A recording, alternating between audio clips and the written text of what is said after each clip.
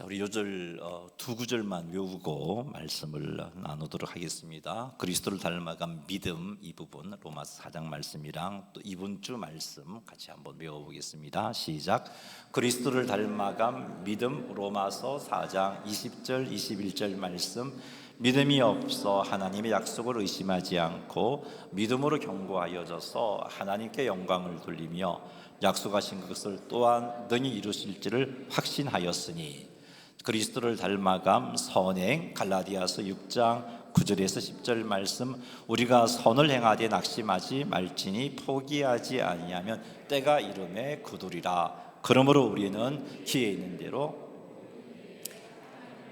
또 믿음의 가정들에게 할지니라. 아멘. 이 구절은 열심히 한번 외워보시고 오늘은 시간이 없어서 이렇게 짧게 했습니다. 이제 말씀 가지고 은혜 나누겠습니다.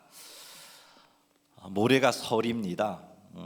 설날 우리는 윗사람에게 세배를 하면서 새해 복 많이 받으십시오라고 그렇게 인사를 합니다. 그럼 윗사람은 아랫사람에게 덕담을 해줍니다. 이렇듯 설명절 기간에는 서로가 서로에게 엄청나게 복을 많이 비는 그런 축복하는 삶이 있습니다. 자, 그런데 여러분, 우리가 복을 빌고 축복하는데 여러분이 말하는 그 복, 새해 복 많이 받으십시오라는 그 복이 무엇입니까? 대부분의 사람들은 복을 뭔가가 잘 풀리는 것으로 생각을 합니다. 그래서 돈 잘 벌리는 것 복이라고 생각합니다. 삶 속에서 문제가 생기지 않는 것 복이라고 생각합니다. 건강하게 잘 지내는 것 복이라고 생각합니다. 내가 계획한 대로 일들이 술술 풀려나가는 것 복이라고 생각합니다. 하지만 세상을 조금만 깊이 들여다보면 일들이 이렇게 잘 풀리는 그것이 항상 행복한 것은 아니구나 하는 것을 우리는 알 수 있습니다. 때로는 많이 가진 그것 때문에 아파하는 사람도 있지 않습니까? 자신이 계획한 대로 일이 잘 이루어진 그것 때문에 고통을 겪는 사람도 있음을 우리는 알 수 있습니다. 많이 이루었는데도 불안하고 겉으로는 형통해 보여도 속은 공허한 그런 경우가 우리 주변에서도 있고 우리도 그렇게 경험해 보았습니다. 이렇게 볼 때 세상의 대부분 사람들이 말하는 복이 정말 우리에게 행복과 평안을 가져다 주는 그런 복은 아니구나 하는 것을 알 수 있습니다. 자, 그렇다면 진짜 복은 무엇일까요? 정말 우리들에게 항상 행복한 삶을 살게 해주는 그런 복은 어떤 것일까요? 그리고 그 복을 우리가 어떻게 하면 누릴 수 있을까요? 설을 며칠 앞둔 이 시점에 하나님께서 말씀하시는 참된 복이 무엇인지 그리고 그 복을 어떻게 누릴 수 있는지를 시편 128편 말씀을 가지고 살피겠습니다. 그리하여 여러분들이 세배를 할 때 그리고 아랫 사람에게 득담할 때 이와 같은 참된 복을 빌어주고 또 나아가 우리가 이런 참된 복을 누리게 되는 아름다운 역사가 우리 가운데 충만하게 되기를 주님의 이름으로 축원합니다. 시편 128편 1절 말씀 같이 한번 읽어보겠습니다. 여호와를 경외하며 그의 길을 걷는 자마다 복이 있도다. 아멘. 우리 개역개정의 번역은 여호와를 경외하며 여호와의 길을 걷는 사람이 복을 받는다 이렇게 오해할 수 있습니다. 즉 복을 받으려면 여호와를 경외하며 여호와의 길을 걸어야 한다라고 이렇게 오해할 수 있습니다. 그러나 원어 성경의 의미는 이렇게 해야 복을 받는다는 의미보다는 이렇게 하는 사람은 이미 복을 누리고 있는 사람이다 이런 의미로 기록되어 있습니다. 즉 여호와를 경외하며 그의 길을 걷는 사람은 이미 복을 누리고 있는 사람이다라는 그런 의미입니다. 제가 서론 조금 시작했는데 벌써 눈꺼풀이 무거워져 갖고요. 내려오시는 분이 계신데 눈에 좀 힘 주십시오. 자, 원어 성경을 보면 이렇게 여러분 우리 개역개정에도 나와 있습니다만 성전에 올라가는 노래라는 표제가 있지요. 그 표제 다음에 나오는 히브리어 단어가 아시레라는 단어를 쓰고 있습니다. 이 본문에서 아시레라는 단어는 얼마나 복된가, 얼마나 행복한가 이런 의미를 가지고 있습니다. 아시레는 여호와를 경외하며 그의 길을 걷는 사람이 이미 행복한 상태, 이미 복을 누리고 있는 상태를 표현하는 감탄의 표현입니다. 즉 아시레는 여호와를 경외하며 그의 길을 걷는 모든 사람이 이미 복을 누리고 있는 사람이다 하는 것을 선언하고 있는 겁니다. 이것은 여호와를 경외하는 자체가 복이다 하는 것을 강조하는 표현입니다. 뿐만 아니라 여호와의 길을 걷는 그것 자체가 행복이다 하는 것을 강조하는 겁니다. 시편 128편 1절에서 1절이 말씀하시는 복은 이런 거예요. 여호와를 경외하는 것, 그리고 여호와의 길을 걷는 것, 그것이 복입니다. 시편 128편 1절이 말씀하시는 복은 우리가 평소에 생각하는 복과는 다른 개념이다 하는 것을 알 수 있습니다. 서론에서 말씀드렸지만 우리는 흔히 시험에 합격하면 복받았다고 생각합니다. 사업이 잘 되면 복받았다고 생각합니다. 아프지 않으면 복이라고 생각합니다. 우리가 생각하는 복은 대부분 이렇게 뭔가가 우리에게 유익을 주고 잘 풀리는 것, 잘 되는 것들입니다. 그런데 오늘 말씀은 이렇게 우리의 삶이 잘 풀리는 그런 사람을 가리켜 복 있는 사람이라고 하지 않습니다. 문제가 없는 사람을 가리켜서 복 있는 사람이라고 하지 않습니다. 오늘 말씀은 하나님을 경외하는 사람이 복 있는 사람이다라고 말씀하고 있습니다. 이 표현에서 우리는 하나님을 경외함이 복이구나, 이것 자체가 복이구나 하는 것을 깨닫습니다. 오늘 말씀은 하나님의 길을 걷는 사람이 복 있는 사람이라고 말하고 있습니다. 이 표현에서도 우리는 하나님의 길을 걷는 그것이 복이구나 하는 것을 알 수 있습니다. 오늘 본문이 말씀하시는 복은 하나님을 경외함이고 하나님의 길을 걷는 것입니다. 그래서 하나님을 경외하는 사람은 복받은 사람이다, 그렇게 1절이 말씀하고 있는 겁니다. 하나님의 길을 걷는 사람이 복받은 사람이다 라고 말씀하고 있습니다. 자, 여기서 제가 이제 1절도 그렇게 표현했기 때문에 여호와를 경외하는 것, 그리고 그의 길을 걷는 것 달리 표현을 했습니다만은 사실은 둘 다 같은 의미입니다. 둘 다 하나님을 경외하는 겁니다. 하나님을 경외한다는 표현은 하나님에 대한 내면의 태도이고, 하나님의 길을 걷는다는 것은 하나님에 대한 내면의 태도가 행동으로 드러나는 겁니다. 이렇게 관점을 달리해서 표현한 것이지 같은 하나님을 경외함입니다. 그렇다면 무엇이 복인가 하나로 줄일 수 있죠. 시편 128편이 말씀하시는 복은 다름이 아니라 여호와를 경외함이구나. 복받은 사람은 누구인가? 여호와를 경외하는 사람이구나. 그래서 우리 시편 128편 1절이 복 있는 사람이로다, 하나님을 경외하는 모든 사람이, 이런 식으로 표현을 하고 있는 겁니다. 자, 하나님을 경외함이 복이라고 말씀하고 있는데, 자, 그렇다면 하나님을 경외한다는 것이 무엇일까요? 시편 128편이 말하는 경외는 단순한 두려움을 의미하는 것이 아니고 하나님을 하나님으로 인정하는 겁니다. 따라합시다. 하나님을 하나님으로 인정하는 것, 이것이 경외입니다. 경외에 해당하는 히브리어 야레라는 단어가 가지고 있는 기본적인 의미는 두려워하다입니다. 그런데 이 야레는 구약 성경에서 두 가지 방향으로 사용되어지고 있습니다. 첫 번째는 위협 앞에서 두려움을 표현할 때 이 야레라는 단어를 쓰고 있습니다. 전쟁이나 또 재난이나 심판 앞에서 갖게 되는 그 두려움을 표현할 때 이 두려움을 야레라고 그렇게 말합니다. 신명기 20장 1절 말씀 한번 읽어보겠습니다. 내가 나가서 적군과 싸우려 할 때 말과 병거와 백성이 너보다 많음을 볼지라도 그들을 두려워하지 말라. 애굽 땅에서 너를 인도하여 내신 내 하나님 여호와께서 너와 함께 하시느니라. 여기 두려워하지 말라에서 두려워, 이 표현이, 이 단어가 야레라는 단어입니다. 그런데 시편 128편이 말하는 이 경외는요, 이 첫 번째 의미가 아니에요. 두 번째 의미인데, 이 야레가 가지고 두 번째 사용되는 용도가 이런 겁니다. 너무나 크고 위대하신 분이기 때문에 함부로 하지 못하는 마음을 표현할 때 야레라는 히브리어 단어를 사용합니다. 이것을 우리는 경외라고 표현합니다. 하나님이 얼마나 거룩하신지, 하나님이 얼마나 크신 분인지, 하나님이 얼마나 전능하신지를 알기 때문에 하나님을 가볍게 대할 수 없는 마음, 그 마음이 야레, 경외입니다. 시편 128편에서 말하는 경외는 바로 이 두 번째 의미입니다. 하나님이 얼마나 거룩하신지, 얼마나 크신지, 얼마나 전능하신지를 알기 때문에 하나님 앞에서 함부로 행동하지 못하는 그것이 하나님을 하나님으로 인정하는 겁니다. 이것이 바로 하나님을 경외하는 겁니다. 하나님은 나보다 생각이 크십니다.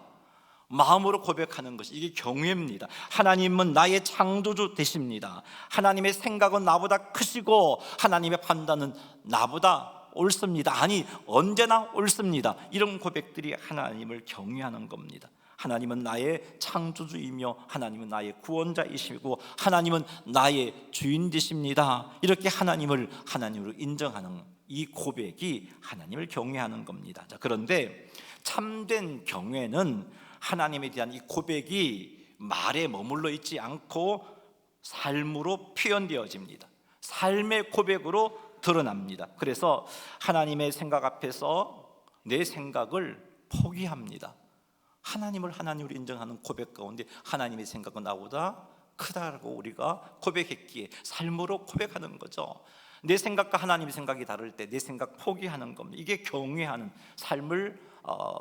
삶으로 하나님을 경외함을 표현하는 겁니다. 내 계산을 포기하고 내 판단을 내려놓고 하나님의 인도를 따라가는 것, 이게 경외를 표현하는 모습입니다. 때로는 하나님의 인도하심이 이해되지 않지만, 때로는 하나님 뜻대로 살려고 할 때 손해를 겪지만, 하나님의 인도하심이 언제나 옳고 하나님의 뜻이 언제나 선하심을 알기에, 그것이 하나님이시기에, 그래서 하나님께 순종합니다. 이게 경외를 삶으로 표현하는 고백, 삶으로 고백하는 모습인 겁니다.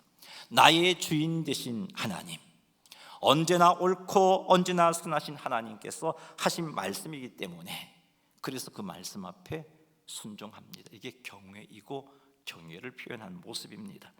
하나님께서 나에게 거룩하라 하셨으니, 나의 주인 되신 하나님께서 거룩하라 하셨으니, 언제나 오르신 하나님께서 거룩하라 하셨으니 거룩하려고 애쓰고 그렇게 살아가는 그 삶이 하나님을 경외하는 겁니다.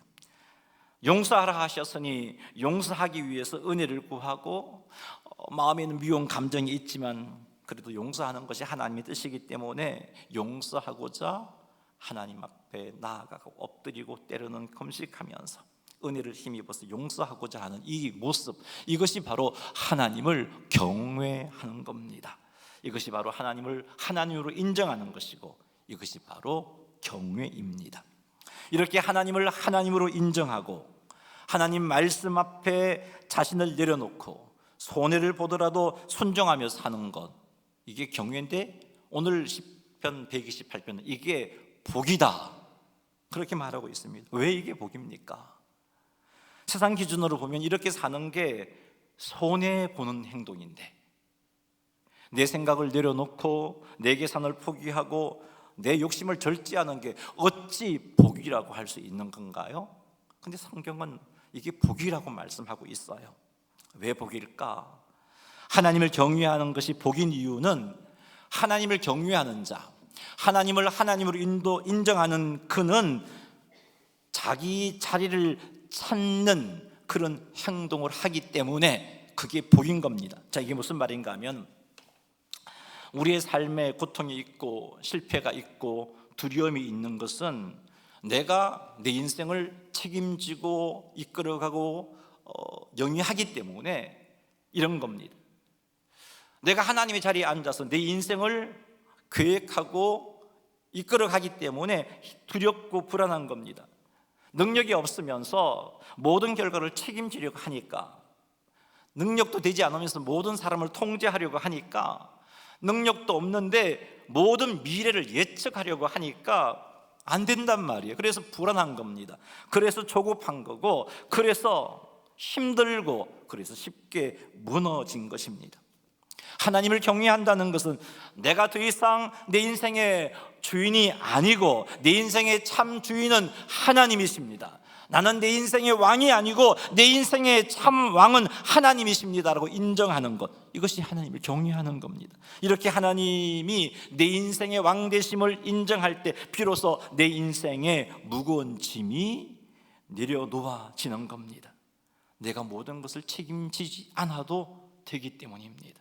내가 모든 것을 통제하지 않아도 되기 때문입니다. 나는 피조물이고 하나님은 창조주이신 주권자로서 내 삶을 이끌어 가시기 때문에, 내 삶을 책임져 주실 것이기 때문에, 내가 실패하지 않도록 나의 삶을 통제해 주실 것이기 때문에, 이렇게 내가 피조물이고 하나님이 주권자라는 이 질서가 회복될 때, 이 회복된 것을 제자리를 찾은 것이라고 제가 말하고 있는 건데, 이렇게 될 때 우리는 비로소 참된 평안과 참된 안식을 얻게 됩니다.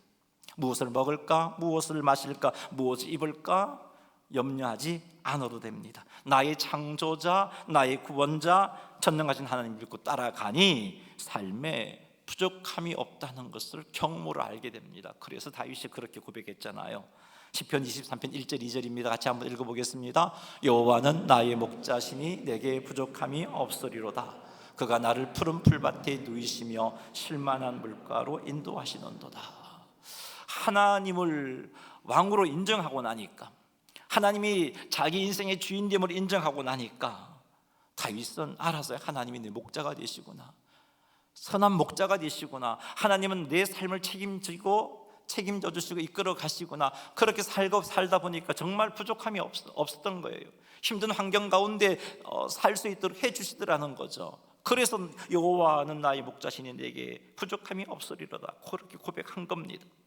하나님께 모든 것을 맡기고 따라가니 일용할 양식과 참된 쉼이 공급되어졌던 겁니다. 그래서 다윗은 부족함이 없다고 고백한 거예요. 이것을 볼 때 우리는 압니다. 하나님을 경외함이 이게 진짜 복이구나 하는 것을 알 수 있습니다.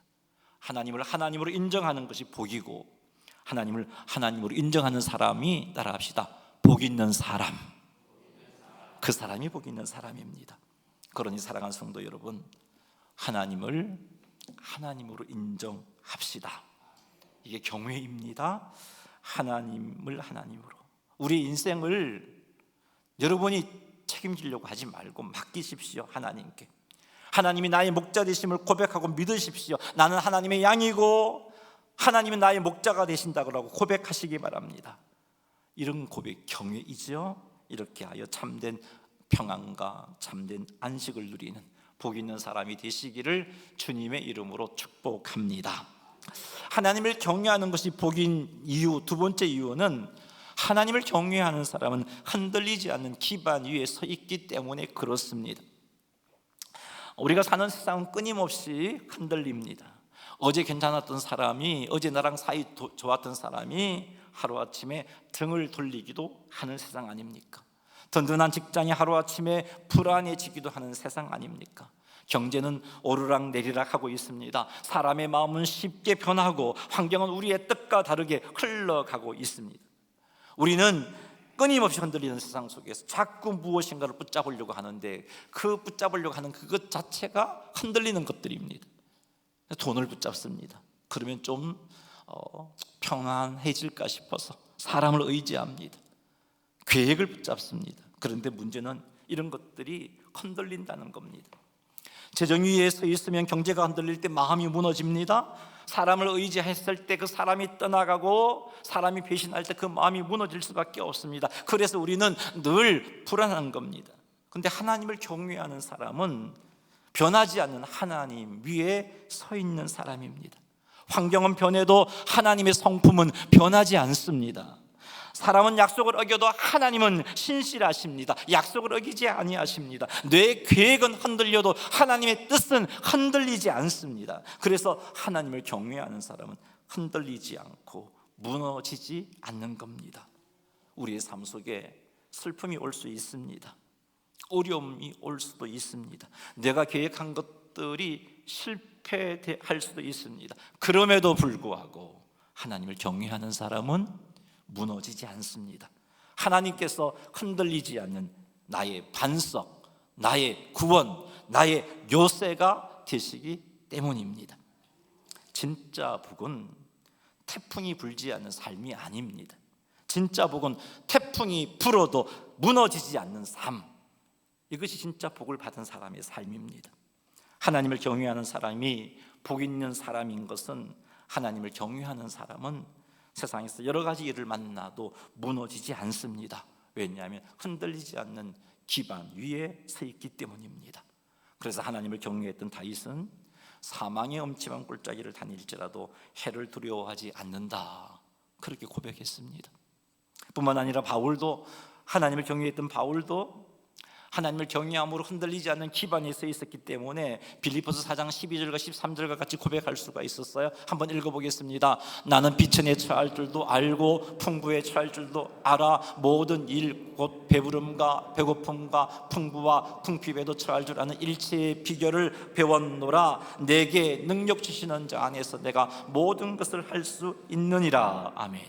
흔들리지 않는 하나님 위에 서 있었기 때문에 이렇게 바울이 고백할 수 있었던 겁니다. 그래서 하나님을 경외함이 복인 겁니다.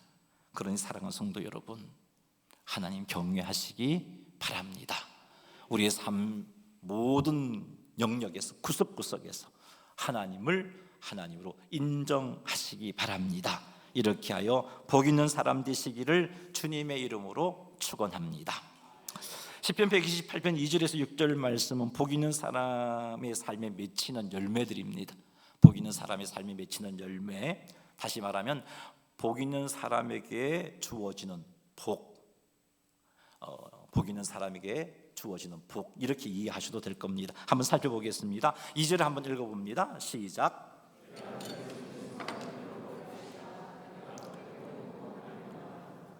아멘. 128편 1절에서 여호와를 경외하는 사람은 복 있는 사람이다라고 말했고요. 이렇게 복 있는 사람에게는 내 손이 수고한 대로 먹을 것이라, 내가 복되고 형통하리라 하는 열매가 맺히게 되어 있습니다. 복 있는 사람에게 맺힌 첫 번째 열매는 손이 수고한 대로 먹는다는 겁니다. 이 말은 무슨 말이냐면 수고가 헛되지 않는 삶을 산다는 겁니다. 우리 삶을 한번 돌아보십시오. 얼마나 헛된 수고가 많았습니까? 열심히 수고했는데 그 수고가 열매를 맺지 못했던 경우가 우리의 삶은 허다한데, 하나님을 경외하는 복 있는 사람에게는 헛되지 않은 삶을 살게 된다는 겁니다. 두 번째 열매는 여기 보니까 복되고 형통하리로다라고 말하고 있습니다. 여기서 복되다는 것은 아시레라는 단어와 똑같아요. 앞에 제가 이야기했죠. 복이 얼마나 행복한 사람인가, 그런 단어인데 이건 복 있는 상태가 지속된다는 의미입니다. 그리고 형통하다에 해당하는 히브리어가 여러분이 종종 들었던 단어입니다. 토브라는 단어를 쓰고 있습니다. 하나님 보시기에 좋은 상태, 이런 의미입니다. 정리한다면 지속적으로 하나님을 경외하는 복 있는 사람은 지속적으로 복된 상태에 머무르며 하나님 보시기에 좋은 그런 삶을 살게 되는 것입니다. 천지를 창조하셨을 때 그 창조된 일들이 하나님 뜻대로 되었을 때 하나님 너무 마음이 흡족하셔서 토부 좋았더라, 그렇게 말씀하셨는데, 복 있는 사람의 삶이 이런 삶이 살게 되어지는 거예요. 하나님 보시기에 언짢은 삶이 아니고, 하나님 보시기에 얼굴 붉히시는 삶이 아니고, 하나님 보시기에 좋으신, 토부하시 해주시는 그런 삶을 살게 된다는 겁니다. 누가요? 여호와를 경외하는 복 있는 사람이. 자, 두 번째 3절이 언급하고 있는 복이 무엇인지 한번 살펴보겠습니다. 시작. 내 집 안방에 있는 내 아내는 결실한 포도나무 같으며 내 식탁에 둘러 앉은 자식들은 어린 감람나무 같으리로다. 아멘. 여기 보니까 아내는 결실한 포도나무 같다, 이렇게 번역했는데, 이렇게 번역하면은 이미 결실한 포도나무, 아내가 이미 결실한 포도나무, 열매가 없이 이제 가을 거지를 하고 잎이 말라가는 그런 포도나무가 연상된단 말이에요. 근데 본문의 의미는 그런 의미가 아니에요. 그래서 이렇게 이 번역은 좀 오해할 수 있는 번역입니다. 히브리어 성경의 원래의 의미는 내 아내는 많은 열매를 맺는 포도나무 같다, 이런 의미입니다. 고대 이스라엘에서 포도나무는요, 기쁨의 상징이었고 풍성함의 상징이었습니다. 따라서 포도나무가 열매를 많이 맺었다는 것은 그 집에 풍성함과 기쁨이 있다는 그런 의미가 되는 겁니다. 하나님을 하나님으로 인정하는 자에게 주시는 주어진 열매로서의 복이 무엇인가? 아내가 그 가정에서 풍성함과 기쁨을 주는 그런 존재가 된다라는 그런 복입니다. 그리고 뒷부분에 식탁에 둘러앉은 자식들은 어린 감람나무 같다라고 표현하고 있는데, 이것은 다음 세대들, 하나님께서 허락하여 주신 다음 세대들이 영적으로 육적으로 건강하게 자라게 된다는 의미입니다. 자, 이것을 정리해 본다면 3절이 말씀해 주고 있는 여호와를 경외하는 복 있는 사람에게 맺히는 열매로서의 복이 무엇인가? 그것은 가정에 기쁨이 넘치고 자녀들이 건강하게 자라나는 화목한 가정의 복입니다. 누가 이런 복을 누린다고요? 하나님을 경외하는 복 있는 사람이 이런 복을 누리게 된다라고 3절이 약속해 주고 계십니다. 5절 한번 읽어보겠습니다. 여호와께서 시온에서 내게 복을 주실지어다. 너는 평생에 예루살렘의 번영을 보며. 아멘. 여기 보니까 여호와께서 시온에서 내게 복을 주실지어다. 이 형식은 축원의 형식입니다. 제사장이 백성들을 축복하는 그런 의미로서 축원의 형식인데, 의미는 문맥 속에서 찾을 수 있는 의미는 그것보다는 여호와에게서 오는 복을 누리게 된다라는 의미로 이해를 하시면 됩니다. 그리고 여기서 예루살렘은 하나님의 임재와 하나님의 통치를 상징하는 겁니다. 따라서 예루살렘의 번영, 여기 번영이라는 단어도 토브라는 단어를 쓰고 있습니다. 좋았더라 라는 단어인데요, 이 예루살렘의 번영, 공동체 안에서 하나님의 임재가 충만하게 경험되어지는 것, 하나님의 통치가 온전하게 이루어지는 것, 이것이 예루살렘의 번영, 토부, 예루살렘이 하나님 보시기에 좋은 모습인 겁니다. 예루살렘의 번영을 보게 된다는 것은 공동체 안에서 하나님 임재가 충만하고 하나님의 통치가 유지되는 그런 복을 경험하게 된다는 겁니다. 누가요? 여호와를 경외하는 복 있는 사람. 이게 얼마나 큰 복인지 몰라요. 여러분, 교회 왔는데 예배드리러 나오는데 하나님 임재가 느껴져요. 예배 자리로 나오는데 하나님의 통치하심을 깨달아 알고, 때로는 참 이해하지 못했던 그런 문제 앞에서 이게 하나님의 통치이구나 깨달아 알고 그 속에서 위로받고 소망이 생기니 얼마나 큰 복인가요? 근데 거꾸로 한번 생각해 보세요.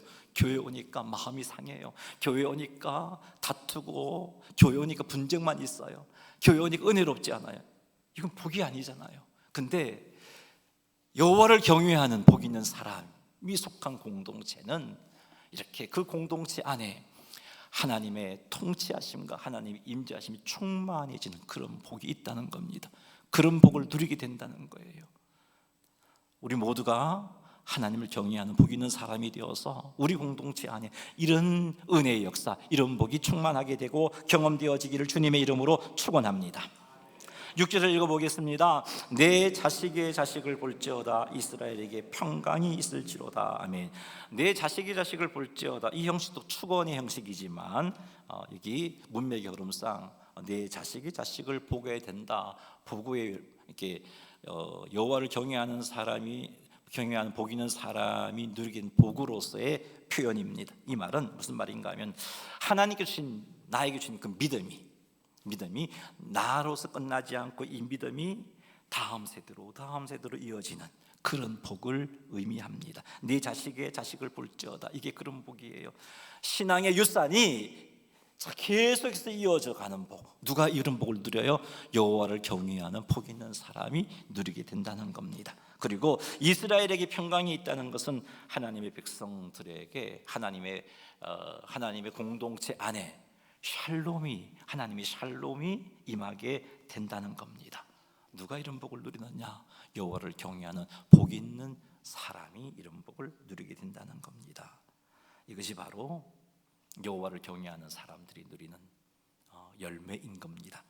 2절부터 6절까지 언급되었습니다. 하나님께서 우리들이 이런 열매를 맺기를 원하십니다. 가짜 복에 목매이지 말고 진짜 이런 복을 누리기를 원하십니다. 그러니 하나님을 경외합시다. 하나님을 하나님으로 인정하는 삶을 사시기를 주님의 이름으로 축원합니다. 말씀을 맺습니다. 시편 128편은 분명히 말씀합니다. 복은 잘 풀리는 삶이 아니라 하나님을 경외하는 삶이다 라고 말하고 있습니다. 하나님을 하나님으로 인정하고 하나님을 내 인생의 왕으로 모시는 것이 복이다, 그렇게 말씀하고 있습니다. 그러므로 이 이번 설 명절 기간 동안 이렇게 실천했으면 좋겠습니다. 첫째, 하루를 기도로 시작하시면서 기도 중에 이 고백을 반드시 하십시오. 주님, 오늘도 제가 아니라 주님이 왕이십니다. 이런 고백을 꼭 포함시키는 명절 기간이 되었으면 좋겠어. 이게 하나님을 하나님으로 인정하는, 제자리를 찾아가는 그런 모습입니다. 이 고백이 우리의 마음을 제자리로 돌려놓을 겁니다. 그래서 이 고백이 우리로 하여금 복 있는 사람이 되게 해줍니다. 두 번째, 여러분 세배할 때 그냥 새해 복 많이 받으세요 이렇게 끝내지 말고 원래도 하나님을 경외하는 복 있는 사람이 되십시오라고 복을 빌어 주십시오. 근데 막 어른들 앞에 이런 복하기가, 이렇게 소리 내기가 좀 민망하면, 부담이 된다면 여러분 마음으로라도 하나님 앞에 축복해 주십시오. 하나님, 우리 어머니가, 우리 아버지가 하나님을 경외하는 복 있는 사람이 되어서 이 시편 128편이 나타난 2절부터 6절에 나오는 이 복들을 풍성히 경험하는 한 해가 되게 해 주십시오. 축복해 주시기 바랍니다. 그리고 세배를 받고 득담할 때도 여러분, 우리 오늘 말씀을 들어본 우리 성도님들은 하나님을 경외하는 복 있는 사람이 되거라, 이렇게 득담해 주시기를 바랍니다. 셋째, 순간순간 주님을 경외하는 것이 제 복입니다, 이렇게 고백하는 명절 기간이 되었으면 좋겠습니다. 주님을 경외하는 것이 나의 복입니다. 순간순간 이렇게 하여서 수고가 되지 않고 하나님 보시기에 좋은 삶을 살아가는 자, 기쁨이 충만하고 자녀들이 건강하게 되는 화목한 가정, 그리고 하나님의 임재와 통치하심이 경험되어지는 행복한 교회 공동체, 그리고 샬롬이 충만해지고 우리의 신앙이 계속 이어져가는, 믿음이 이어져가는 아름다운 그런 하나님의 복을 누리는 그런 우리 모두가 되기를 주님의 이름으로 축복합니다.